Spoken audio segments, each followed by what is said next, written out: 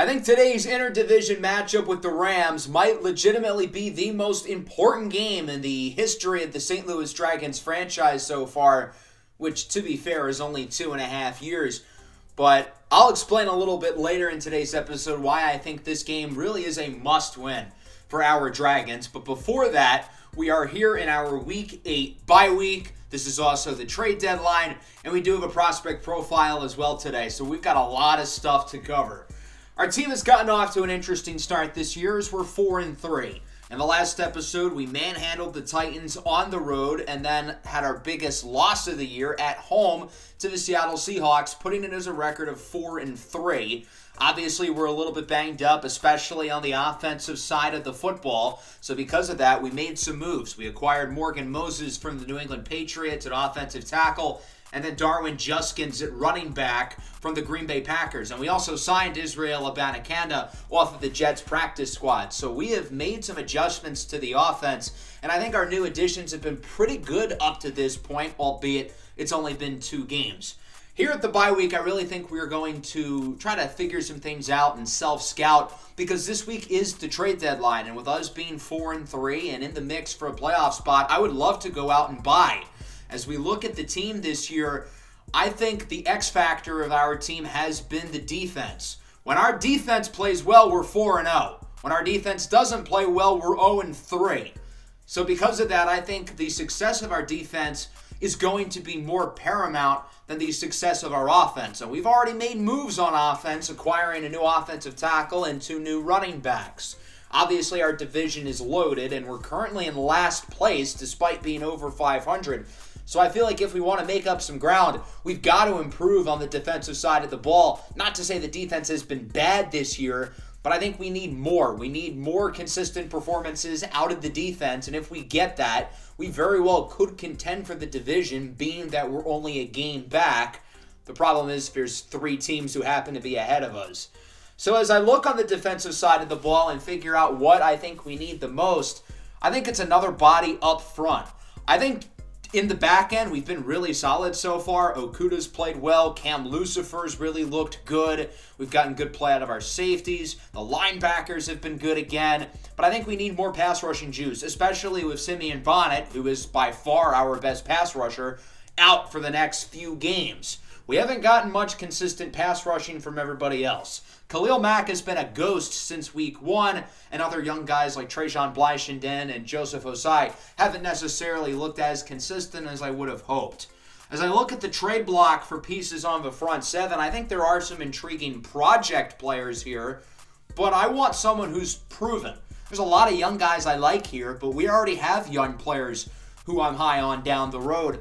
I would rather go out and get somebody who I think can be a big piece right now. So I would rather take a bigger look around the rest of the league. If it means I got to pay a little bit more to get them, so be it. I really want another impactful pass rusher. If we were to swing big, I think Vita Vea and Montez Sweat would be our best bets. We'd probably have to give up a pick inside the top 2 rounds, though. I don't think I'm willing to swing that big quite yet. I think somebody like Jadeveon Clowney with the Carolina Panthers would make a lot more sense. The Panthers are sort of in the middle, so I could see if they wanted to keep Clowney because he's had a very good season, especially as a run defender, but he's been solid as a pass rusher. I know the sack number is pretty low, but he still makes an impact with pressures and QB hits and whatnot. The Panthers have a pretty young pass rush as is, so I could see them wanting to give more time to certain young players like James Houston, former Dragon, like B.J. Ojulari, like Boye Mafe, like DJ Johnson. I think these guys could be prioritized over Clowney. Now, there are no offers in the trade finder, which is odd. I was doing some experimenting and put in B.J. Ojulari just out of curiosity, and it looks like he would actually be really cheap, oddly enough. Now, Ojulari is an interesting case because he was originally drafted by the Cardinals. Obviously, the Cardinals now cease to exist, so he ended up in Carolina, and he's been pretty disappointing so far. 0 sacks through 2.5 seasons. Obviously, he's had to play behind guys like Brian Burns and whatnot, but he's still gotten enough playing time to where it's like, how does he have 0 sacks? I figured maybe we could try to get both players, but they don't really seem to want to trade Jadeveon Clowney away. So I thought about it. Would I rather give up probably a 4th-round pick to go out and get Clowney, or that same pick and get B.J. Ojulari? And I think this pickup with Ojulari actually makes a lot more sense. I know I said I wanted an impactful pass rusher, and we're getting a guy with 0 career sacks through 2.5 years, so I kind of contradicted myself in that sense. But I think there's a lot of upside with B.J. Ojulari, and I'd rather take a flyer on him than get 32-year-old Jadeveon Clowney as a 10-game rental. I think Ojulari has all the talent in the world. He just hasn't been able to put it together. We had his brother Azeez Ojulari last year in the Titans franchise, and I think he ended up being pretty good. So now we're going to see what little brother BJ has up in store. We do have to cut somebody now that we have added a player with BJ Ojulari. So D'Angelo Malone will be released. That's going to be our only move here for the trade deadline. I know BJ Ojulari doesn't necessarily have consistent NFL success, but he was a guy I really liked coming out of college, and I'm willing to take a flyer on the talent. Let's take a look at some moves around the rest of the league, though, taking a look at some teams who could be buyers and then sellers. We did have a number of interesting trades, including this one with Ronnie Stanley going into the 49ers. So this trade is especially peculiar because the Ravens are 5-2. They're in a very similar situation to us in the sense that they play in a loaded division where all 4 teams are legitimately good. So you'd think the Ravens would go out and buy. But here's the thing. They have Ethan McKnight at left tackle, who they drafted in the first round out of the University of Michigan. Ronnie Stanley is a free agent at the end of the year. The Ravens are not going to have the money to pay him. They only have $15 million in available cap space next year, and Mark Andrews also happens to be a free agent. With Ronnie Stanley's replacement on the roster, why not get some value for him while you can? A second, a fourth, and Jair Brown, a talented young defensive back, I think is great value. As for the Niners, that's a slam dunk no-brainer. Last offseason, the Niners were in cap hell, losing guys like Brandon Ayuk and Dre Greenlaw. But believe it or not, they're going to have more than enough money to pay Ronnie Stanley. And that left tackle position, which was once a big hole, now turns into a big strength. The New Orleans Saints are 0-7. They absolutely suck. And they're going to continue to sell the farm just as they did last year. They'll be trading away Marshawn Lattimore to the Kansas City Chiefs for a very similar package that Baltimore got for Ronnie Stanley. A 2, a 4, and Nick Sutton, a young corner drafted in the 3rd round a couple years ago out of the University of Oregon. The Kansas City Chiefs are a great team, but their defense could use some work. And now they have the best cornerback trio in the league with Lattimore, Trent McDuffie, and L'Jarius Sneed. As for the Saints, they continue to add assets for the future because they know that this team ain't going anywhere. They're going to be trading Alvin Kamara as well to the division rival Carolina Panthers, who are going to look to add another piece in the backfield. Now, New Orleans is not getting a lot in return. Netane Muti, former Dragon, and a 7th-round pick is the price. Kamara is 30 years old. He's on a big contract. He's not the same player he once was. So this is why he is fetching basically nothing in a return. The Saints would rather give some playing time to some of the younger running backs they already have on the roster. Danielle Hunter is being traded to the Dallas Cowboys, who are looking to add another piece in the pass rush. The Cowboys have been pretty disappointing this year, and I think it's largely been because of their defense. Edge rusher isn't really that big of a need for the Cowboys, but Danielle Hunter is having a great season, so why not add another body up front who can go after the quarterback, and the Vikings are going to add a 2nd-round pick in the process. The Bengals drafted Corn Carlson, the wide receiver out of Iowa, in the top 10 this past year, meaning that they have no need for Tyler Boyd. He is going to the Miami Dolphins for David Long in a 5th-rounder. The Dolphins do need a legit wide receiver 3 behind Hill and Waddle. While the Bengals could still use some more help defensively, they're going to add another off-ball linebacker with David Long, who's one of the more underrated players in the league. So those are our trades around the league. Some big-time moves, and our division gets quite a bit better as the Niners add Ronnie Stanley at left tackle. So with that, it's all hands on deck for the second half of the year. But before we get into Week 9, we've got our second prospect profile of the year as we're going to go over the pass catchers in this year's draft at wide receiver and tight end. I think our receivers have been pretty solid this year. Jamison Williams has been a great addition. Obviously, Isaiah Likely at tight end is really good too. But both Jamo and Likely are in the final years of their contracts. They are not under contract for next year. We have other capable players like Michael Gallup, Griffin Weaver, Arturo Modelo, even Tykeem Keon Jr., who I think has played well in limited opportunity and will have a bigger role going forward. But I still feel like we're missing that true alpha number 1 receiver, and maybe this is the year we finally get it. I think this is a pretty talented receiver class, but the tight end group in specific is loaded. One of the strongest position groups in this class is without a doubt tight end, but I think the wide receiver class is very fun and interesting as well. A lot of unique and differing skill sets, and I'm excited to go over some of these players. So as we start with the guys projected in the first round, as of now, I think there's 3 clear first rounders, and these 3 players are all very, very different. I could see these top 3 guys going in any order.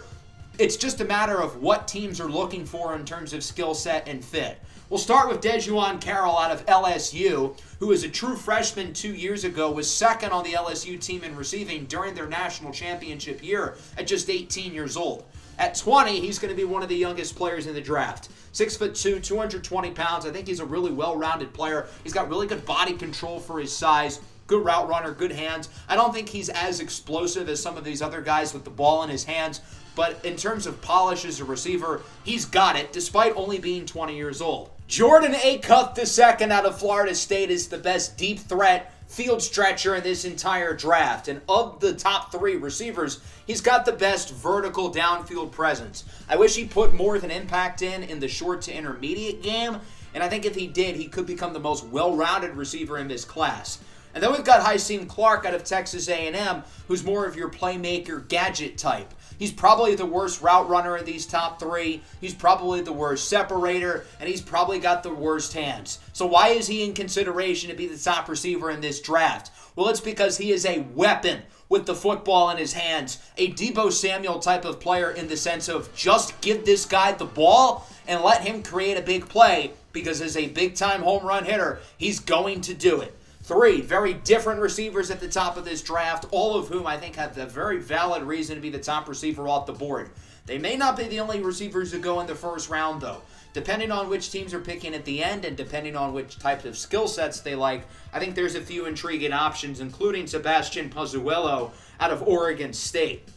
He's more of your big-bodied, contested catch type of receiver at 6'5", 242, but there's a lot more to his game than that. He is dynamic and explosive. He's not necessarily fast, but he's really quick and agile, and I think that's impressive at his size. Xavier Creed Jr. out of Ole Miss, I think, is a jack-of-all-trades, master-of-none type of receiver, and I think those types of skill sets at wide receiver really translate well to the NFL because he can run routes, he can separate. His hands are a little inconsistent, but other than that, I think he's really good. Emory Lavelle out of USC is a pretty fun player, more of your traditional slot guy at 5'10", but I think he's got a really well-rounded game. This is somebody who's quick and agile, he's dynamic as a receiver, and he's a really well-rounded route runner. He can stretch the field and make plays in the short game. I think in terms of the options on day 2, there's a lot to like here. Eddie Cranberry Jr. out of Notre Dame is a very talented player. Cap Crew out of LSU is pretty fun. You guys remember Quinn Crew, the wide receiver from the Titans franchise? This is his son. Cap Crew is a lot bigger than his dad, 6'5", 220 pounds. I don't think he necessarily has the short area quickness that his dad does, but he makes up for it with his size and his ability to make plays in contested catch situations, but he's also a really good separator. That's one of the biggest areas of his game. At 6'5", 220, he's got great body control. And then speaking of bigger receivers who know how to use their body, look no further than Braxton Merkenberg out of Washington. 6'6", 220 pounds. Another guy who's a really good jump ball receiver, but as a playmaker, he's pretty dynamic, which you don't find with guys his size, and I think that makes him really intriguing. Evan Walters out of Wisconsin, big athletic project. He's a little bit raw, but he's got great upside.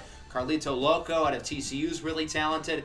But I really want to look at LaFonte Monk out of the University of Connecticut. The UConn Huskies have been the best Group 5 team in college football over the last couple of years, and it's been because of their offense, particularly their playmakers. We talked about Chase Gentry in the last prospect profile, the running back. This is their number 1 receiver, LaFonte Monk, who I think is really going to be able to contribute at the NFL level because he can run routes, he's consistent with his hands, he's very reliable and steady. Yusuf Dumbuya, Okobo Brown, Zadarius Barkley, and Samuel Bible are all pretty intriguing players as well. And then as we look on day 3, there's a lot of talent with guys like Zaylen Battle, Adez Parker, Aiden Turkey. But the guy I really want to look at who I think could end up being a gem is Aaron Mayer out of USC, another Trojan here. We talked about their top receiver, Emery LaVale, a little bit earlier, but I think it's Mayer who's probably the more intriguing athletic specimen. 6'3", 200 pounds. This is somebody who's a physical receiver, but he can really stretch the field vertically. I wish he was a little bit more consistent, and that's why he's probably going to end up being a 5th or 6th rounder. But if his hands can be a little bit more reliable and his routes can be a little bit more crisp, I think he could end up being one of the biggest gems of this entire draft. Really fun receiving group, a lot of very differing skill sets, and I think you can say the same about this tight end class. This is as good of a tight end class as you are going to find.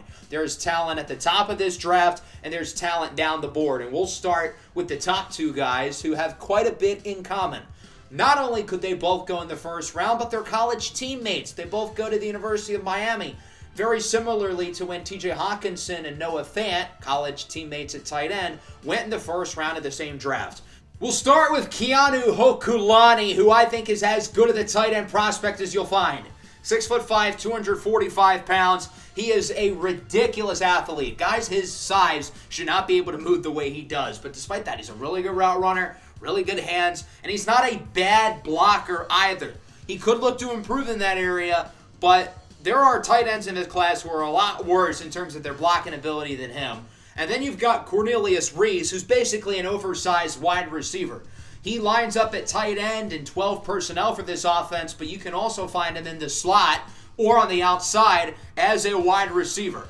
He's also very dynamic, very athletic, good route runner, and I think he could end up being a first rounder as well. In terms of day two talent at tight end, there's a lot of it. We'll start with Bautista Maldonado out of San Diego State. His brother is the starting quarterback of the Aztecs and is currently projected to be a 3rd to 4th round pick in this year's draft as well. So Bautista Maldonado is actually a full-time wide receiver with the Aztecs. It's not even like Cornelius Reese where he plays there sometimes. 89% of Maldonado's snaps are as a wide receiver. He does move, for a lack of a better term, a little bit clunkier than all the other receivers in this draft, which is understandable because he's at least 4 inches bigger than all of them. And I think he's got the strength and blocking ability to play the tight end position. If he's stuck at receiver, he'd be by far the best blocking receiver in this class, so I think he'll be able to slide over to tight end just fine. I really like the upside with Donovan Smart out of the University of Georgia. He's a little bit raw as a blocker and as a route runner, but with his size and athleticism, I think he's got some of the highest upside of any tight end in this class. In terms of the other day two guys, there's a lot of intriguing talent. Zachary Armstrong, Chasen Spiegel. What about Draymond Rock out of the University of Iowa? The tight end factory churns out another one, and I think Rock could be one of Iowa's best tight ends over the last few years. He's a really intriguing player who can stretch the field vertically as a receiver, and he's a dynamic big play threat. I like the talent here on day 3 as well. Kai Famuina out of Clemson I think could be a real gem. There's Garrett Pace Jr. Remember his dad when he won a playoff game as the starting quarterback at the Titans? That was kind of fun.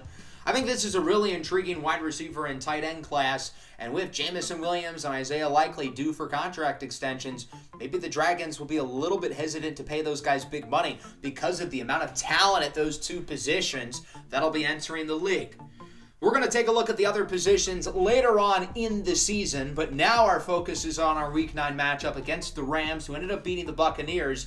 Lucky for us, our 3 division rivals all won this week, so we are now a full game in last place. That's going to make this matchup with the Rams all the more important. We cannot afford to lose games within the division since there's no margin for error, and everybody here is so good. We still have to play the 6-2 Rams twice, and we still have to play the 6-2 49ers twice. One of our offensive linemen, Colt Coleman, was signed off of our practice squad by Carolina. And speaking of offensive line, we will be starting our 7th different offensive line combination through the first 8 games of this season. Jedrick Wills is back healthy, so he'll move over to right tackle. Morgan Moses has played too well to be taken out of the lineup. He'll play left tackle, and Roy Olosachua will stick at left guard. So along with the fact that this game is so important for us and we can't really afford to lose it, it's also a rivalry game. We don't like these guys. The Rams were in St. Louis for a while. They moved out, and so our fans have every reason to hate and despise this organization. And because of that, I don't want them to win. The Rams have not been very good throughout this series. We haven't been very good throughout this series, but now both teams look really solid here in year number 3.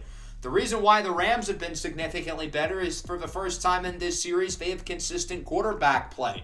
They traded for Deshaun Watson on draft night from the Cleveland Browns, who obviously drafted Deshaun Madison with the second overall pick, and that move has worked out phenomenally for both teams. Deshaun Watson is having a phenomenal season with the Rams, unfortunately, because we don't respect people who abuse women on this channel, so we're going to hope to make his day a living hell.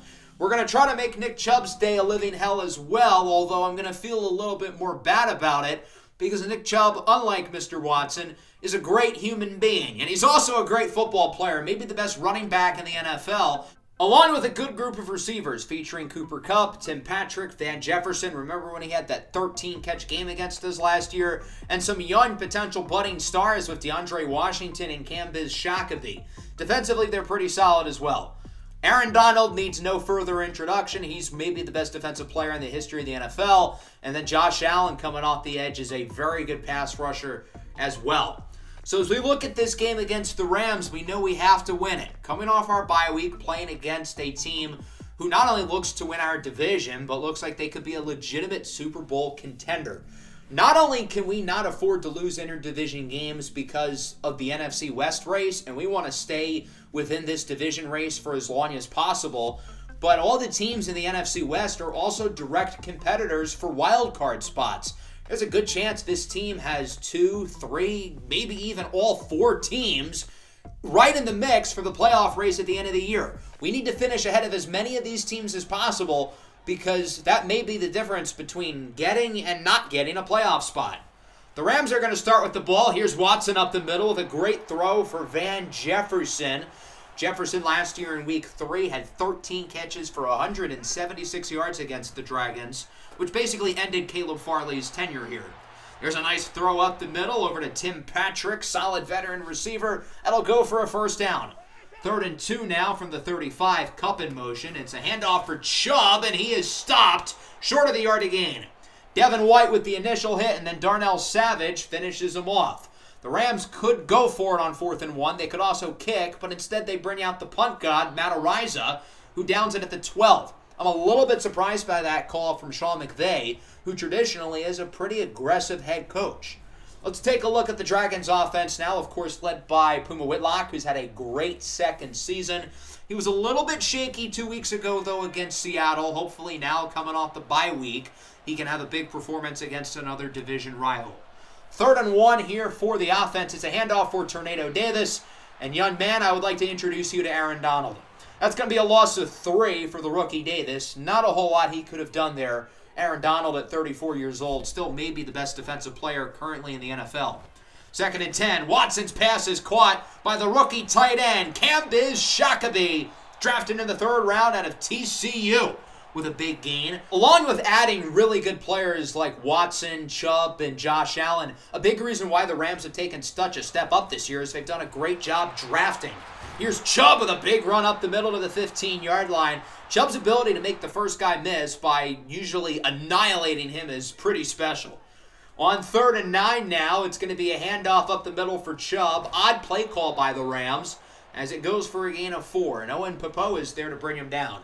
The Rams decided to be conservative there, just make sure they get some points, and the field goal unit comes out onto the field with a chip shot from around 27 yards out. The kick is good, and the Rams are on the board first. They lead 3-0. Here comes the Dragons offense for their second drive of the game. Puma Whitlock looks downfield. It's caught by Tykeem Keon Jr., who gets a nice gain. I said Keon was going to have a bigger role today. Whenever he's been on the field and gotten the ball, he's generally turned it into a big play. 2nd and 2. Puma Whitlock looking downfield. It's Griffin Weaver to the 5. Big gain there for the offense. Puma Whitlock has been great so far, not missing throws, really trusting his receivers as we enter the second quarter with a 3rd and goal from the 1-yard line. We'll see what the plan is here. Puma Whitlock looking to call an audible. Do you run it here or do you throw it? The Dragons have been stuffed trying to run the ball in, so he'll look to throw it short for Darwin Juskins, who does not get it. He's going to lose at least a yard, maybe more, wrapped up by Josh Allen. So that'll make it a 4th and goal at the 2. The Dragons, being the aggressive-natured team they are going to go for it. It's going to be a handoff for Davis, and he gets annihilated by Robert Spillane. Davis loses 4 on the play. There was 2 linebackers there who were able to shoot the gap with ease. And the Dragons never had an opportunity on that play to do damage. And so it'll remain 3-0. Here's Chubb up the middle with a nice run at the 19-yard line. That'll go for a 1st down. And it'll give the Rams offense some breathing room, taking them out of safety territory. Watson on the following play, drops back to throw it. Dances around, looks to run, gets annihilated by White, and he's hurt. We're smoking on that Deshaun Watson pack tonight, boys.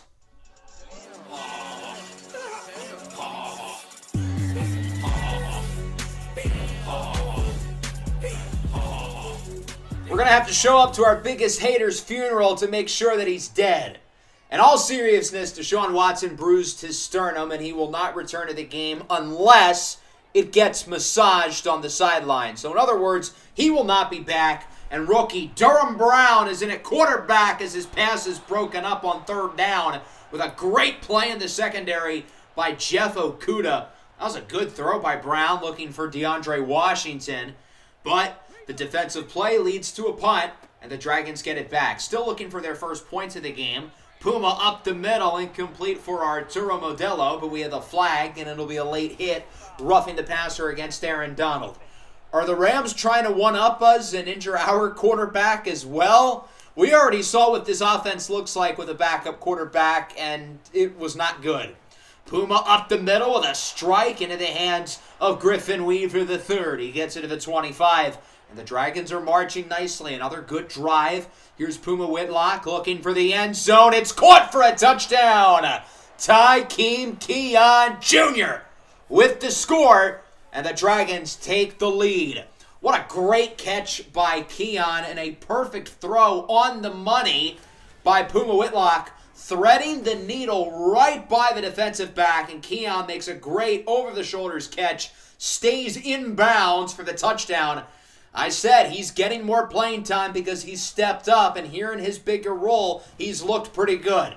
Play action for Brown. He connects with Cooper Kupp to the 43. Orlin Babylon, the rookie defensive tackle, banged up on the play. 3rd and 11 now. Brown's pass is off the helmet of B.J. Ojulari in his Dragons debut. That'll lead to another punt, and the Dragons get it back. Looking to add to the lead. Here's Puma Whitlock on the run. He's going to outrun the defenders and get the 1st down. Sliding forwards, took a hit at the end, no flag. There's another late hit by the Rams on the quarterback. That's a 2nd one since Watson's injury. 3rd and 3 now for St. Louis. It's a pitch to the right side for Juskins, who is Kenyon Green blocking him from getting the 1st down. Kenyon Green should be blocking for him and giving him space, not running right into him. That should have been a nice 15-yard run if he was able to break to the outside and not have his offensive lineman run in front of him. So the Rams have it back. Nice play there by Cambiz Shakabi.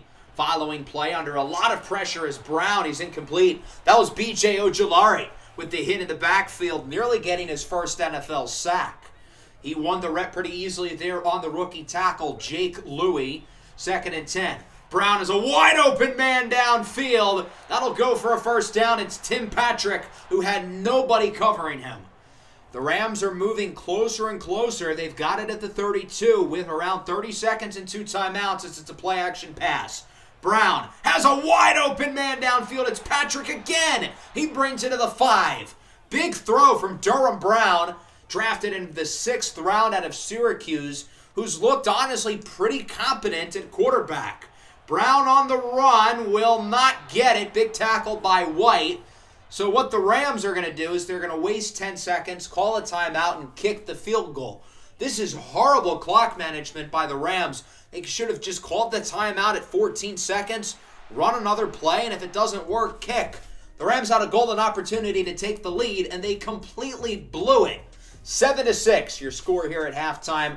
I think this game's going to have a lot more points in the second half. These two offenses are moving the ball down the field well. They're just not finding the end zone.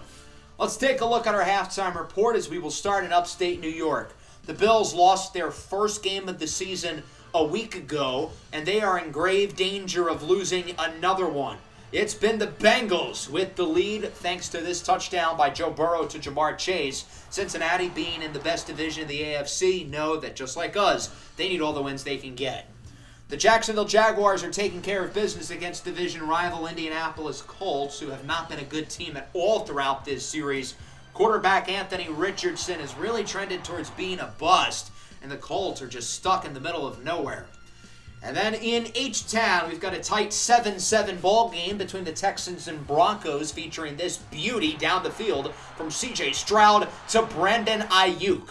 As we go into the second half of our game, I think we're going to see some more points. I feel like our offense hasn't been that bad. Puma's not putting the ball in harm's way. We just haven't been clutch offensively. And then on defense, you'd think we should try to stop the run with Chubb, but I'm actually a little bit more worried about the passing game. Durham Brown has looked solid since entering the game with Deshaun Watson's injury. So the Dragons will start with the ball. Puma Whitlock is in the zone, running out to the right. He's got an open man. It's Michael Gallup, who has just enough separation on Teron Johnson for the first down, as Josh Allen is banged up on the play. That's a pretty big deal for the Rams. Already past midfield, Puma's under a lot more pressure here. Rolls out to the left, looking to run with it. Gets annihilated by Donald, and he's banged up. His shoulder took a hard fall. He'll be fine. He's right back in the game, but he took a big hit there. 3rd and 13. Puma Whitlock looking up the middle. It's broken up. Arturo Modelo, the intended target, but it's incomplete. Benjamin St. Juste got a hand on it, and now the Rams get it back, only trailing by 1. 3rd and 4. Brown looks to throw it under pressure. He's sacked. The blitz pays off. Javon Kinlaw and Devin White in the backfield with half a sack each, and the Rams are going to have to punt it away. Dragons back with it. Their offense has had a good day despite only 7 points, but they've got to start scoring sooner than later. Pumas sacked on first down by big number 99, Aaron Donald, for a loss of 10. They would make up the 10 yards on second down, so we're back to square one. 3rd and 10. Puma looking short. It's Darwin Juskins to the outside with a nice first down reception, and Donald is now banged up on the play. The injury bug has really affected the Rams with Watson, Allen, and now Donald. It's nice being on the other side of the injury bug. Here's Juskins on second down with blocks. He's gone! A 45-yard touchdown run for Darwin Juskins, his longest play as a Dragon, and it is a 14-6 game just like that. The Dragons really have not ran the ball well before that play. What a huge run. On 3rd down, it's dropped twice by Darnell Savage. Durham Brown basically threw it right to him. I don't know how he didn't catch it either time. That'll force a punt, and the Dragons get it back. Here's Puma Whitlock on first down under pressure. He is sacked in the backfield. Goomba Shalen, the young defensive tackle of Washington State, was there. A few other defenders, including former Dragon Levi Unzurike, with half a sack as well. 3rd and 15. Puma up the middle. It's caught by guess who? Tykeem Keon Jr. continuing his great performance with a nice first down. Into the 4th quarter. 3rd and inches. Puma's in the zone. He's under a lot of pressure, looking for the end zone, and it's broken up. So that gives a very interesting decision here on 4th down, and the Dragons will go for it. A field goal makes it a 2-score game, but sometimes when you're this close, you just got to punch it in. Problem is, they're unsuccessful. Juskins goes backwards, the Rams get the stop, and it will remain a 1-score game. The Dragons have not been good in short yardage situations today, and going for it on 4th down bites them in the rear end. Chubb goes backwards, though, on first down, losing a yard. He is out of the zone. Nice play there by Khalil Mack, who is now in the zone. 2nd and 11. Brown is a wide open man. It's Chubb on the wheel route, and he will gain over 30. I don't know who was supposed to cover Nick Chubb. That was just completely dreadful. 3rd and 10 now. 7.5 minutes to go in the 4th. Here's Brown under pressure. He is sacked by Eric Stokes, flying into the backfield from his slot corner position. And so the Dragons get another stop, and they'll get the ball back up by 8. Here's Puma in the zone on 2nd down, up the middle for Tykeem Keon Jr. again, who's been the best receiver today for the Dragons, with his 4th reception of the game, all 4 of which have gone for big plays. 2nd and 3. Puma on the play action goes short for Darwin Juskins, jukes away from the defender, and gets a first down to the 42-yard line. Juskins continuing a really solid day, not just as a runner, but also as a receiver. 3rd and 2, clock is ticking, 5 to go. It's Juskins who loses 6 on the play, is wrapped up by Josh Allen. The Dragons were in field goal range. That's why they wanted to run the ball and make sure they stayed in field goal range. Problem is they didn't, and now they're going to punt. They don't trust Cameron Dicker to make a 57-yard kick. They do trust their defense to get a stop. That's back-to-back drives where the Dragons had no excuse not to score and failed to do so. And the Rams get another opportunity, still only being down by 8. The Dragons are trying to hand the Rams this game. When are the Rams going to take advantage? Brown on first down is sacked by Khalil Mack. The sack attack and the red, white, and black for a loss of 8. That'll make it a 3rd and long. Under 3.5 to go. They're going to run the ball with Nick Chubb. He doesn't get much, maybe 3 or 4. I don't get that call at all. I get you're backed up at the 3, but what do you have to lose? You're down by 8 with 3 minutes to go, and now the Rams are going to punt the ball? I think this is extremely weak play calling from Sean McVay, who has called a legitimately horrible game as the head coach of the Rams today. And here's Davis on the return with a big play out to the 41-yard line. So the Dragons will start with great field position. 1 first down puts them in field goal range. And you know the Dragons are going to be extra cautious on this drive after screwing up on their last 2. Juskins on the first play of the possession gains 15. Not a bad start, and the Rams aren't even going to call timeouts yet. They're going to wait until the 2-minute warning. Again, I feel like that's really stupid. You got to start using them now. 3rd and 9. Puma looking downfield. It's incomplete. That was a ballsy throw. He thought Keon was going to make the play. It was a little bit overthrown and nearly intercepted. So that'll bring out the field goal team. 42-yard try for Dicker. Ooh, he might have missed it. No, it's good. Thank God. If he missed that, I would have just laughed because that would be 3 straight possessions where the Dragons should have easily scored and didn't. So thank the Lord that field goal went in, and it's now 17-6. Rams really with one more shot to put themselves back in the game as Brown fumbles it, and it is picked up, though, by the Rams. Khalil Mack with his 2nd sack of the game, forcing the ball out. On 4th and 21, the Rams have to go for it. Brown looks to throw it. Looking downfield, it is broken up by Jeff Okudah, who's had a phenomenal day in coverage today as the Dragons defense gets another stop, and now they look to ice it here on offense. 3rd and 2 from around the 5. Puma will look, scrambling to the right, has Jamison Williams open. That's a touchdown, and this game is as good as over. J-Mo with his 2nd touchdown of the year, and it's a 3-score game, 24-6, and the Rams are not going to have much time with the ball. There's 48 seconds and no timeouts on the clock for them. On first down, here's Brown under pressure, sacked, fumbles it again, and the Rams do get the recovery. That was Trajan Blyshenden with the sack, and that's pretty much all she wrote. The Dragons win their most important game in team history, 24-6, and they do it on the backs of their defense once again. Our offense didn't have trouble moving the ball down the field, but we did have trouble scoring. It didn't matter because our defense played legitimately the best defensive game I think I've ever seen from this team, and that says something because this year we have had some phenomenal performances on that side of the ball, but today in particular, bend, don't break the entire way, no touchdowns allowed. That was awesome. Puma Whitlock had a solid game. He was good. I wouldn't say he was outstanding, but he took care of business.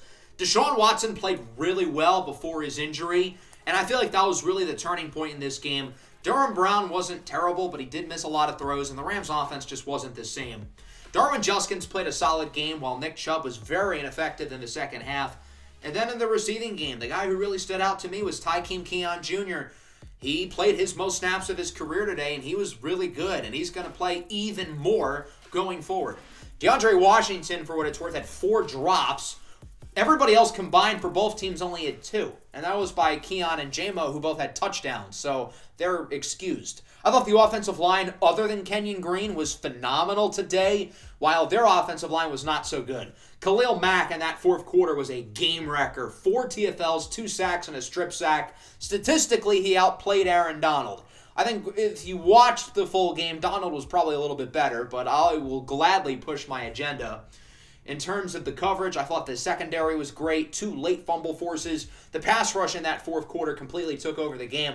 We had at least 3, actually I think we had 4 sacks in the fourth quarter alone. Where has that been all year? Without Simeon Bonnet, no less. So overall, a great win here against our rivals. We still have a lot to work on, but that was a gritty win against a great football team.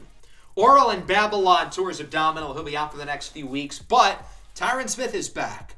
So that poses the question, how long will it take for Tyron Smith to get hurt again? My over-under is currently set at 30 snaps here in Week 10 against the Chicago Bears. Let's take a look at the results around the league here in Week 9.